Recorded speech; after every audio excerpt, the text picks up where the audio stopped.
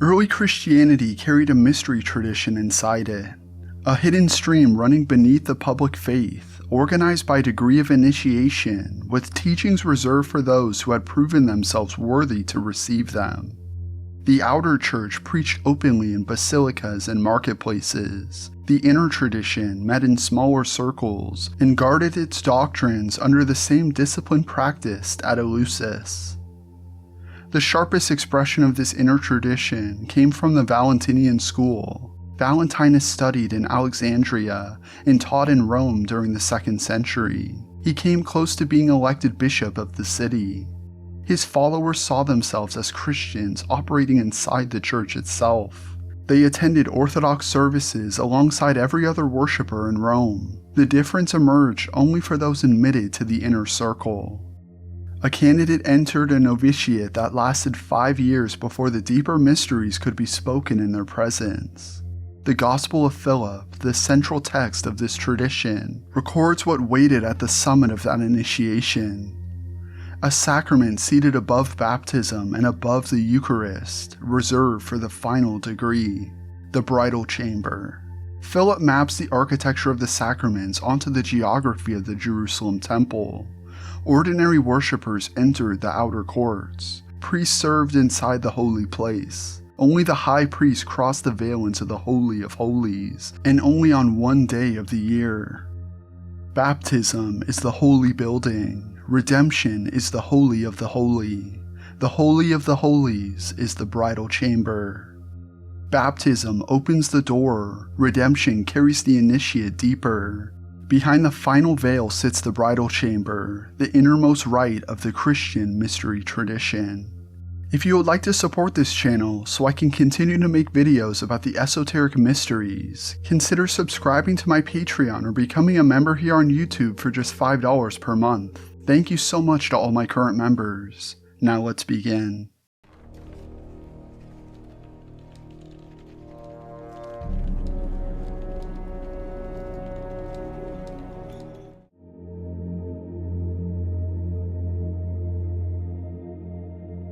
To understand why the bridal chamber sits at the summit of the sacraments, the story has to go back to the beginning, back to the garden.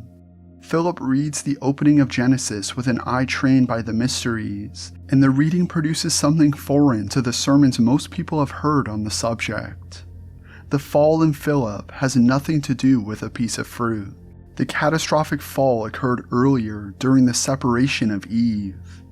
Adam, in his original state, contained the feminine within himself. One being, one whole. Humanity existed in that condition as an undying creature made in the image of its source. The wound came when Eve was extracted from his side and set apart from him as a separate body. That act of division opened a fissure in the structure of reality itself, and through the fissure, death entered. When Eve was still with Adam, death did not exist. When she was separated from him, death came into being. If he enters again and attains his former self, death will be no more.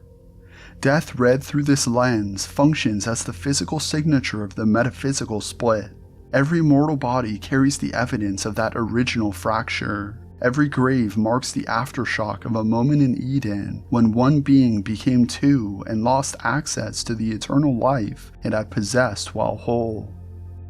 The entire mission of Christ in the Gospel of Philip takes its shape from this diagnosis. He arrives as a surgeon returning to close a wound as old as history. His separation became the beginning of death. Because of this, Christ came to repair the separation, which was from the beginning, and again unite the two, and to give life to those who died as a result of this separation, and unite them. The cross and the resurrection belong to this repair. The sacraments belong to this repair. Every teaching of Jesus preserved in the Valentinian school drives toward one operation, the rejoining of what was torn apart in the garden. The bridal chamber holds the place where that rejoining happens inside the initiate.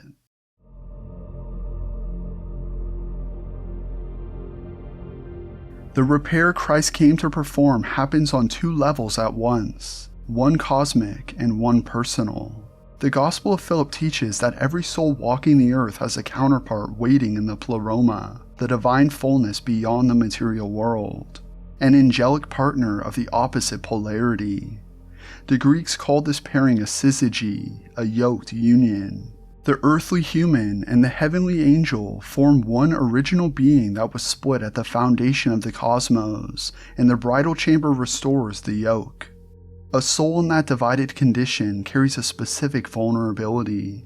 Philip describes it in unflinching terms. Unmarried souls broadcast a frequency that attracts parasitic entities, the lower powers, Archons patrolling the material realm, spirits the texts call wanton women and lecherous men, predators scanning for any consciousness that walks alone, incubi and succubi. A soul without its counterpart presents an open channel, and the parasites move through that channel to feed and to defile. When the wanton woman sees a male sitting alone, they leap down on him and play with him and defile him. So also the lecherous men, when they see a beautiful woman sitting alone, they persuade her and compel her, wishing to defile her.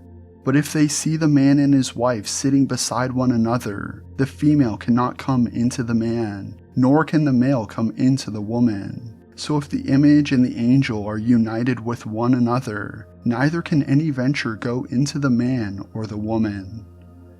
The union performed in the bridal chamber closes that channel. Once the earthly image and its angelic partner are joined, the soul no longer registers as available to the predators prowling the astral territory between the human mind and the divine fullness. The parasites scan and they find a sealed room. They move on to easier prey. This is why the rite carried such urgency for the initiates. The bridal chamber was not a ceremony performed for beauty or symbolism. It sealed the soul. It locked the doors that opened during the original fracture and had stayed open ever since, letting the Archons come and go as they pleased inside the human interior.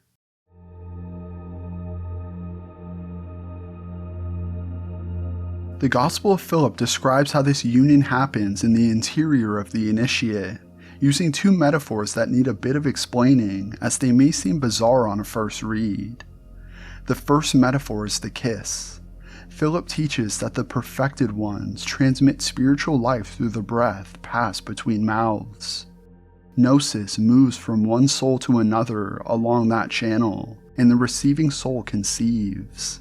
The kiss functions as an act of spiritual reproduction, where the content being transferred is the living knowledge itself. For it is by a kiss that the perfect conceive and give birth. For this reason we also kiss one another. We receive conception from the grace which is in one another. I do want to make a note on the translation here, which I don't often see mentioned in other videos or articles.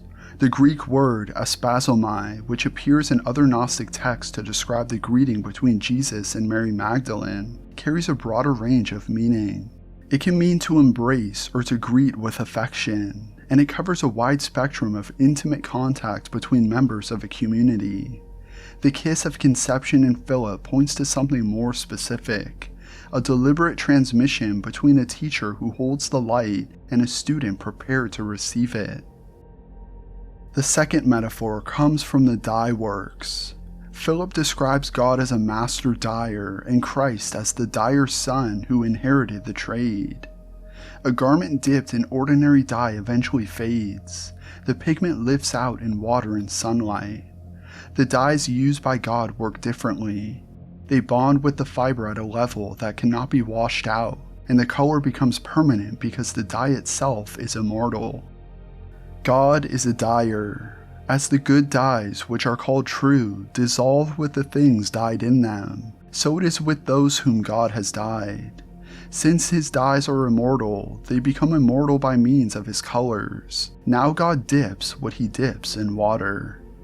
The bridal chamber is that dipping. The soul enters the vat and comes out altered at the level of its substance. Philip then adds an image that sharpens the point. The Lord went into the dye works of Levi. He took 72 different colors and threw them into the vat. He took them out all white, and he said, "Even so has the Son of Man come as a dyer." 72 colors go in, white comes out. The number 72 carried weight in the Jewish and early Christian tradition of the period, corresponding to the 72 nations of the earth, the 72 disciples sent out by Jesus and Luke, and the 72 translators of the Septuagint. Every variation of human soul, every tribe and temperament, enters the vat of Christ and emerges returned to the original light. The color beneath all colors, the condition the soul held before the fracture in Eden scattered it into fragments.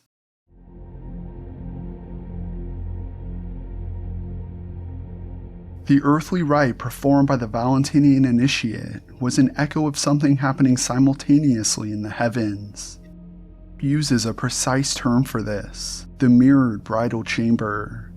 The Greek word behind the phrase is ikonikos, meaning an image or a duplicate, and the philosophy behind the word comes straight from Plato.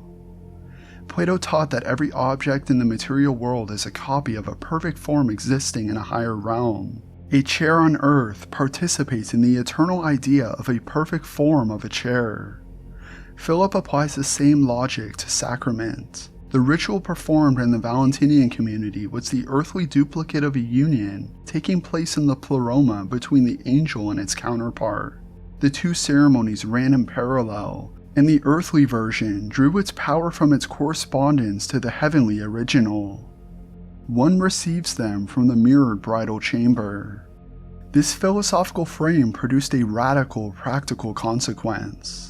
If the true marriage was the one happening above, then ordinary human marriage could only be a shadow of a shadow, a copy of a copy. The initiates began to view physical reproduction with deep suspicion, because physical reproduction locked the soul further into the material condition that had caused the fracture to begin with. The body producing more bodies, the split producing more splits. Valentinian communities developed the practice of spiritual marriage in response. Partners lived together as husband and wife in the social sense, shared a household, shared a life, and abstained from the physical consummation that produced children. The arrangement imitated the condition of the angels, who were understood to exist in union without generation. A life pattern on the pleroma rather than on the fallen cosmos.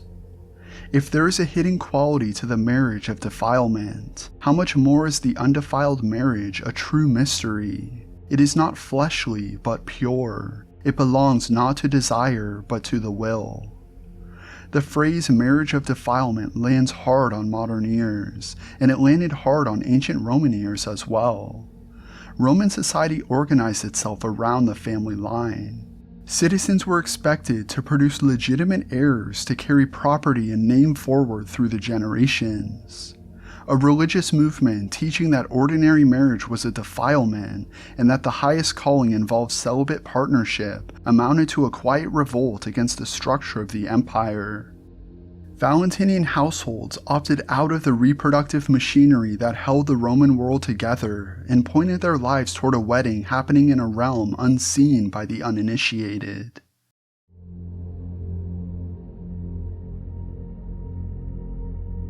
If the true marriage happens in the pleroma, why not wait for death and claim the union on the far side of the grave? Philip closes that door with a single sentence. If anyone becomes a son of the bridal chamber, he will receive the light. If anyone does not receive it while he is here, he will not be able to receive it in the other place. The material world is the only workshop where the transformation can happen. A soul that leaves the body without having received the light and life will not find a second opportunity waiting on the other side. The gate closes at death. Whatever the initiate carries through those gates is whatever the initiate managed to acquire before reaching them. This teaching cuts against a common assumption carried quietly by most modern religious thinking, the idea that death itself purifies the soul, or that some posthumous process will finish what the living person left undone. Philip grants no such mechanism. The body is the crucible, the pressures of incarnation, the resistance of matter, the friction of living inside a dying animal. All of it serves as the specific environment required for the die to bond. The logic follows from everything the text has established. The fracture happened when the spirit took on the condition of material separation, and the repair has to be enacted inside the same condition. A soul floating free of the body has already left the site of the wound. It cannot go back and close what it failed to close while embodied.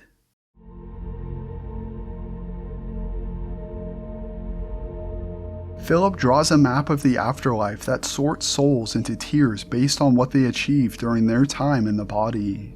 The arrangement rewards those who receive the sacrament while living and assigns them a specific function in the kingdom. In the kingdom of heaven, the free will minister to the slaves. The children of the bridal chamber will minister to the children of the marriage. The children of the marriage are those who lived and died inside ordinary human arrangements without access to the inner rite. They arrive in the next world carrying what they have, and the children of the bridal chamber will serve them there. The hierarchy inverts the expectation. The higher rank becomes the caretaker of the lower. The initiate who received the light spends eternity ministering to souls still catching up to the condition he already inhabits. The condition itself is described with a single word. The children of the bridal chamber have just one name, rest. Altogether, they need take no other form because they have contemplation. Rest in Philip carries none of the passivity the English word suggests. The Greek and Coptic backgrounds point to a state of complete stillness, the condition reached by a being that has arrived at its source and no longer needs to move toward anything. A soul that has contemplation possesses the divine directly and therefore has no further need to seek, to reincarnate, or to take on new forms in order to learn what it lacks. It lacks nothing. It rests because the journey has ended. Other souls continue to transform. Other souls continue to wear bodies and shed them and wear new ones, cycling through forms in pursuit of the light. The children of the bridal chamber have stepped off that wheel. They have one name and one condition, and both point to the same reality. The fracture that opened in Eden has closed inside them. Movement ceases because the vision has ended.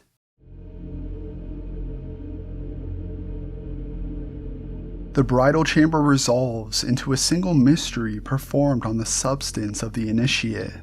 The two halves of the original being come back together inside a living person, and the person ceases to be a person in the old sense. A new creature stands in that place, a being that has recovered the condition Adam held before the surgery, and through that recovery has become an image of Christ himself.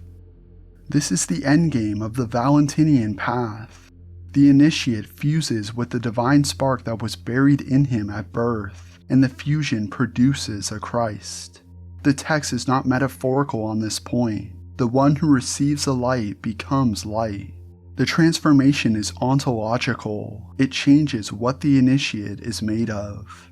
There is no other way for a person to acquire this quality except by putting on the perfect light and he too becoming perfect light. The garment imagery returns here from the dye works. The initiate puts on the light the way a body puts on clothing, except the clothing sinks into the skin and the skin sinks into the clothing until the boundary dissolves. What remains is luminosity itself, wearing the shape of a human being for as long as the body lasts, and then wearing no shape at all.